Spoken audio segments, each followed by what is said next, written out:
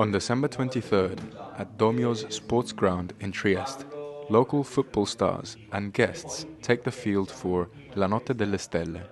a charity event supporting the Burlo Garofalo and Io Tifo Sveva foundations. Ma sì, ancora una volta un plauso al tessuto di realtà sportive presenti sul nostro territorio per l'attività che fanno, non soltanto perché ormai è un'abitudine considerare il Friuli Venezia Giulia e Trieste tra le regioni e le città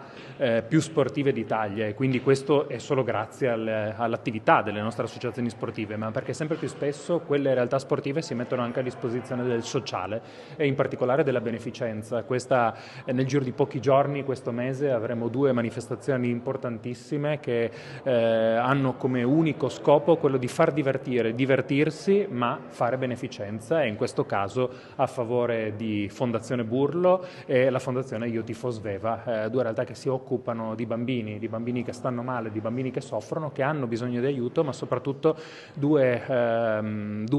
realtà che sono diventate negli ultimi anni delle vere e proprie istituzioni sul nostro territorio. Quindi veramente ringrazio ancora una volta tutti gli organizzatori per quello che hanno fatto e per quello che continueranno a fare nel prossimo futuro, per l'attività ordinaria e per queste iniziative particolari che ci rendono fieri di poter rappresentare in questi casi la Regione e il Comune di Trieste. Tantissimo, perché va a unire il torneo Città di Trieste, che ha tanti sportivi al suo interno. Ho ospitato presso il Domio Calcio, che è una società importante a livello territoriale, con una struttura sportiva bella e riqualificata. Va quindi a creare un momento di sport